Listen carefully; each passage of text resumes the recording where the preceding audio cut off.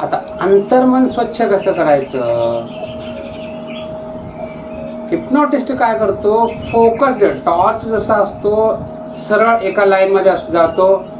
समजा तुम्हाला कॉन्सन्ट्रेशनचा प्रॉब्लेम आहे तर तो डायरेक्टली कॉन्सन्ट्रेशनच्या सजेशनद्वारे सबकॉन्शियस माइंडमध्ये कॉन्सन्ट्रेशनचे जे आहेत ते सजेशन देऊन ते तुमचं लिंक जोडला जातो. ह्याला फारच टाईमलाईन लागतो, म्हणजे एक फोकस्ड. मग जेव्हा आपण टॉर्च लावतो तो एक फोकस्ड तो टॉर्च सरळ जात असतो. त्याची जी सीमा आहे, त्याची जी मर्यादा आहे, त्याचा जो पॉवर आहे तोपर्यंत तो स्ट्रेट जातो आणि थांबतो. एवढ्यानेच आपला प्रॉब्लेम सॉल्व्ह होतो का? हा एक भाग आहे, हा एक भाग आहे जो आपलं सबकॉन्शियस माइंडमध्ये पोचण्याचा. दुसऱ्या द्वारे, कारण तुम्ही डायरेक्टली जाऊ शकत नाही, तर एक तज्ज्ञ व्यक्ती, संमोहित व्यक्ती किंवा सायकॅट्रिस्ट, एक तज्ज्ञ व्यक्तीद्वारे एक तज्ज्ञ व्यक्तीची मदत घेऊन त्या तज्ज्ञ व्यक्तीलाच आपण आपल्या सबकॉन्शियस माइंडमध्ये आपला जो प्रॉब्लेम आहे ते सॉल्व्ह करण्यास आपण भाग पाडतो. त्याला संमोहनामध्ये बसतो.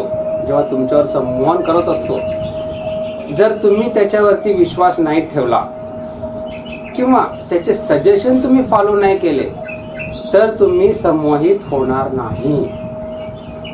आणि जर तुम्ही संमोहित नाही झालं, तुमचा सबकॉन्शियस माइंडमध्ये प्रवेश करणार नाही. मग ह्याला काय लागतो? समोरच्या व्यक्तीवर तुमचा विश्वास लागतो. कारण तुमचा सबकॉन्शियस माइंड जो आहे तो डेंजरस आहे. फुल्ली व्हायरस पण आहे, त्याच्यामध्ये डेंजर पण आहे आणि त्याच्या खाली अनेक कॅपेबिलिटी, पॉसिबिलिटीज पण आहेत. म्हणजे चांगलं वाईट सर्व त्याच्यामध्ये भरलेलं आहे. त्यामुळं आपण आपल्या माइंडमध्ये प्रवेश करायला देतो एका वेळेस, पण आपल्या सबकॉन्शियस माइंडमध्ये आपण कोणालाही प्रवेश करू देत नाही. का? कारण तुमच्या सबकॉन्शियस माइंडमध्ये काय आहे हे तुम्हाला सुद्धा माहिती नाही. म्हणून कॉन्शियसमध्ये आपण प्रवेश करू देतो थोडाफार. आपण आपल्या मनातल्या गोष्टी शेअर करतो मित्रांसोबत, पण सबकॉन्शियस माइंडमध्ये काय चाललंय हे आपण कधीच शेअर करू शकणार नाही आणि करणार सुद्धा नाही. जर तुम्ही सबकॉन्शियस जर शेअर केला तर तुमचे एकही रिलेशन टिकणार नाही. कारण तुम्ही म्हणतो, आपण 4 मित्रांसोबत बसतो की मी तुझा असा आहे तसं आहे तसं विचार करतो, मी तुला मदत करतो, हे ते गोष्टी आपण कॉन्शियसमध्ये जे चालतं ते आपण सांगतो. पण जेव्हा सबकॉन्शियसचा विषय येतो, सबकॉन्शियसमध्ये काय वाटतं असतं, मला बरं झालं बघा, असं झालं ते एकदम आपण आतनं खुश होतो. एखाद्याचं वाईट झालं तर आतनं खुश होतो सबकॉन्शियस माइंडमध्ये, आणि हे तुम्ही सांगू शकत नाही. म्हणून सबकॉन्शियस माइंडमध्ये आपण आपल्या जवळच्या व्यक्तींना सुद्धा प्रवेश देत नाही. आपल्या जवळच्या व्यक्तीला सुद्धा प्रवेश देत नाही, आपल्या घरच्यांना सुद्धा प्रवेश देत नाही. जे आपले एकदम जवळचे वाटतात त्यांना सुद्धा आपण सबकॉन्शियसमध्ये प्रवेश देत नाही. अशा प्रसंगात एखाद्या अनोळखी व्यक्ती, एखादा तज्ज्ञ व्यक्ती, त्याला प्रवेश देणं हे पण लई मोठी गोष्ट आहे. म्हणून तिथं तुम्हाला विश्वास लागतो, त्या व्यक्तीवर तुम्हाला दृढ विश्वास लागतो. किंवा तुमचं माइंड एवढं डिप्रेसमध्ये गेला असेल, तुम्ही एवढा चिंताग्रस्त, एवढा ताणतणावामध्ये असेल, मग तुम्ही सरेंडर होतो. मी ऑलरेडी एवढं चिंताग्रस्त आहे, एवढं ताणतणावामध्ये आहे की हा डॉक्टर, हा सायकॅट्रिस्ट काय करेल करू द्या, म्हणून मग तुम्ही त्यांचे सजेशन फॉलो करायला लागतो. मग तो तुमच्या सबकॉन्शियसमध्ये जाऊन तुमचा प्रॉब्लेम सॉल्व्ह करतो. हा झाला एक लिमिटेशनचा भाग. मग आपण स्वतः आपल्या सबकॉन्शियस माइंडमध्ये जाऊन आपले प्रॉब्लेम सॉल्व्ह करून घेऊ शकतो का? कारण इतर व्यक्तीला आपण आपल्या सबकॉन्शियस माइंडमध्ये प्रवेश देऊन आपण हे करण्यापेक्षा जर आपल्याला स्वतःला जर करता आलं तर किती छान आहे. तर ह्याचं उत्तर आहे यस. तुम्ही स्वतः तुमच्या सबकॉन्शियस माइंडमध्ये जाऊन तुम्ही स्वतः तुमचं सबकॉन्शियस माइंड क्लीन करू शकता. तुमच्या सबकॉन्शियस माइंडमधले पाहिजे तसं तुम्ही तुमचं मन स्ट्रॉंग करू शकता. मग ह्याला उपाय काय, कसं? ह्याला 2 आहेत पर्याय. जसं हिप्नॉटिस्ट करतो सजेशनद्वारे, तर आपण ॲटो सजेशनद्वारे सुद्धा तो करू शकतो, पण तो फोकस्ड असणार. लक्षात घ्या, संमोहन किंवा आत्मसंमोहन हे जे आहे हे 1 डायमेन्शन आहे. म्हणजे तुम्ही एक स्टेप बाय स्टेप तुम्ही जाऊ शकता. टॉर्चचा प्रकाश जो आहे, जिथं आपण फोकस करू तेवढाच उजेड पडतो, बाकीचं सगळं अंधार असतो. तर तुम्ही ॲटो सजेशन घ्या किंवा सजेशन घ्या, संमोहित व्हा किंवा आत्मसंमोहित व्हा, तुम्ही एका विषयावर फोकस्ड करून स्टेप बाय स्टेप तुम्ही करून घेऊ शकता. याचा दुसरा एक भाग आहे मेडिटेशन. ह्याच्यामध्ये काय होतं, नीट लक्ष द्या. टॉर्च जो आहे तो एका ठिकाणी प्रकाश देतो, भरपूर प्रकाश देतो, पण आजूबाजूला अंधार करतो. मेडिटेशन काय करतो, संमोहन किंवा आत्मसंमोहन टॉर्च सारखा आहे. मेडिटेशन कसं आहे, दिवासारखा आहे. तुम्ही दिवा लावला तर तो फोकस्ड एका ठिकाणी उजेड देतो का, नाही. तो तुमचं पूर्ण घर उजळून काढतो, पूर्ण घर प्रकाश देतो.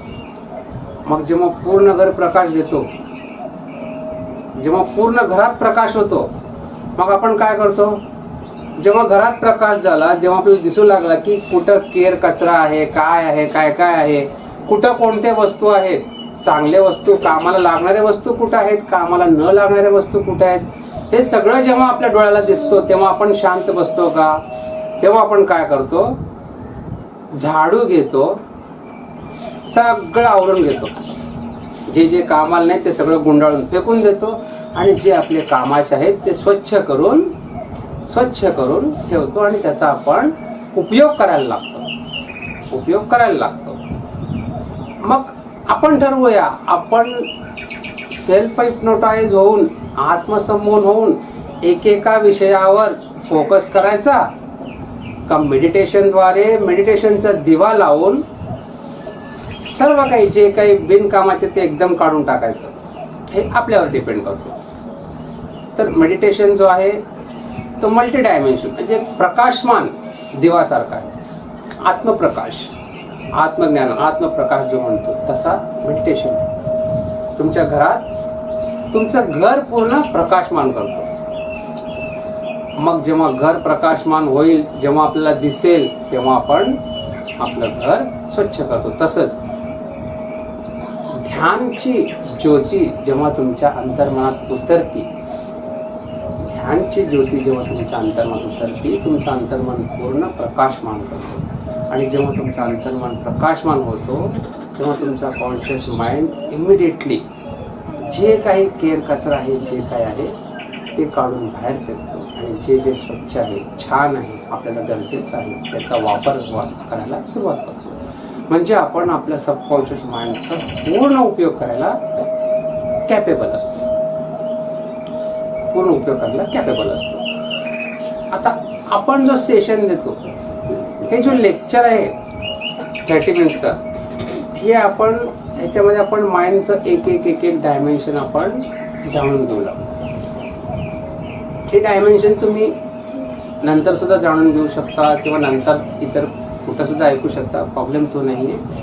पण जो आपलं ॲक्टिव्ह माइंड थेरपी जो आहे तो जवळपास मेडिटेशनद्वारे आपलं सबकॉन्शियस माइंड क्लीन करण्यासारखं आहे. मेडिटेशनद्वारे आपलं सबकॉन्शियस माइंडमध्ये प्रकाश ठेवण्यासारखं आहे. म्हणून मी प्रत्येक वेळा सांगतो की माझा सेशन जो आहे तुम्ही उशिरा अटेंड केला तरी चालेल, पण हा जो ॲक्टिव्ह माइंड थेरपी 10 मिनिटाचा जो जम्पिंग आहे, नंतर 10 मिनिटाचा जो ॲटो सजेशनचा भाग आहे, जो रिलॅक्सेशनचा भाग आहे, हे अत्यंत गरजेचं आहे, फार म्हणजे फार गरजेचं आहे.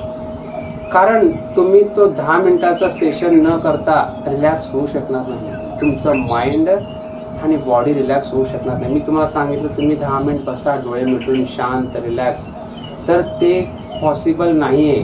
त्याच्या अगोदर तुमच्या माइंडमधला जो कचरा आहे, जो डिप्रेशन आहे, या जम्पिंगद्वारे, या ब्रिथिंगद्वारे बाहेर फेकला जातो. जेव्हा हे जम्पिंग ब्रिथिंगद्वारे बाहेर फेकला जातो तर तुमचा mind and body total relax होतो. जेव्हा माइंड अँड बॉडी रिलॅक्स होतो, जेव्हा mind and body total relax होतो, तेव्हा ॲक्टिव्ह सजेशन्स किंवा सजेशन्स जे आहेत तुम्ही डायरेक्टली तुमचा सबकॉन्शियस माइंडला तुम्ही कॉन्टॅक्ट करू शकता आणि त्याच्यामध्ये तुम्ही जे काही सजेशन घ्याल ते सर्व सजेशन तुमचं कॉन्शियसपर्यंत पोहोचून त्याच्यानंतर त्याचे परिणाम तुम्हाला तुमच्या दैनंदिन जीवनात दिसायला सुरुवात होते. म्हणून मी म्हणतो ॲक्टिव्ह माइंड थेरपी. तुम्हाला कंटाळा येईल, करायला नको वाटेल, तुमचं शरीर थकल्यासारखं वाटेल, तरीसुद्धा 10 मिनिट जम्पिंग करा. त्याच्यानंतर तर तुम्हाला रिलॅक्सच व्हायचं, रिलॅक्सेशन तर असणार आहे. फक्त 10 मिनिट कंटिन्यू जर तुम्ही केला तर तुम्हाला सेशन न चुकता करणं तुम्हाला गरजेचं आहे. फक्त 10 मिनिटच तुम्हाला ॲक्टिव्ह थेरपी करायचं, त्याच्यानंतर तर रिलॅक्सेशनच आहे, टोटल रिलॅक्सेशनच आहे. त्यामुळे आता आपण सुरुवात करूया. हा जो सेशन आहे हिप्नॉसिसचा हा इथं थांबूया, कारण ह्याचे अजून बरेच पार्ट्स होतील. नेक्स्ट सेशनमध्ये तो आपण बघूया, कारण हा माइंडचा एकदम जवळचा विषय आहे. कारण दुसऱ्याद्वारे आपण आपल्या माइंडमध्ये प्रवेश करू द्यायचा का स्वतः करू द्यायचा, ह्याचे अजून टेक्निक्स आहेत, ह्याचे अजून पॉसिबिलिटी काय काय आहेत. माइंड कुठपर्यंत मजल मारू शकतो, तुमचा कॉन्शियस माइंड कुठपर्यंत जाऊ शकतो, सबकॉन्शियस माइंड पण किती हायर जाऊ शकतो, हायर जाण्याआधी त्याला प्रॉब्लेम्स काय काय येतील आणि त्याच्याद्वारे तुम्हाला काय काय प्रॉब्लेम्स येऊ लागले, हे सर्व विषय आपण नेक्स्ट सेशनमध्ये समजून घेऊया. तर आता लेट स्टार्ट. ॲक्टिव्ह माइंड थेरपीला सुरुवात करूया आणि सर्वांना करायचं आहे आणि मनपूर्वक करा, पूर्ण ताकदीने करा. सुरुवातीला उभा राहा किंवा गुडघ्यावर बसा. मांडीवरून बसायचं नाही, एकतर गुडघ्यावर बसा किंवा टोटल उभा राहा. उभा राहा किंवा गुडघ्यावर बसा, पण तुमचं खांदे, मान, पाठ, हात हे जे अवयव आहेत, ह्याचे जे नस आहेत, टोटल लूज सोडायचे, कम्प्लिटली लूज सोडायचे. तुमचं शरीर पूर्ण शिथिल सोडा. शिथिल सोडून अगदी रिलॅक्स उभा राहा आणि मी जेव्हा तुम्हाला स्टार्ट म्हणतो त्यावेळेस तुम्हाला ब्रीदिंग, फास्ट ब्रीदिंग बाहेर फेकायचं आहे. श्वास पूर्णपणे बाहेर फेकायचा आहे. तुम्ही फक्त श्वास बाहेर फेकण्याकडे लक्ष द्या. श्वास ऑटोमॅटिक नैसर्गिकरित्या आतमध्ये घेतला जाईल. त्यामुळे श्वास फक्त बाहेर फेका आणि जंप करत असाल तर तुम्ही जंप करता करता श्वास बाहेर फेका. जेव्हा तुमचे तळवे, पायाचे तळवे जेव्हा तुम्हाला जमिनीला लागतील, जमिनीला पायाचे तळवे आपटतील, जसं जमिनीला पायाचे तळवे आपटतील त्या क्षणी जसं आपटेल तसं श्वास बाहेर फेकायचे. स्टेप आहे हा. त्या पद्धतीने तुम्हाला करायचं आहे. तुमच्या श्वासाच्या याच्यात कसलाही रिदम आणायचं काही गरज नाही. कोणत्याही प्रकारचा रिदम न आणता फक्त तुम्हाला जंप करायचं आहे. Fast fast fast fast fast jump करायचं आहे. So let's start. सुरुवात करूया.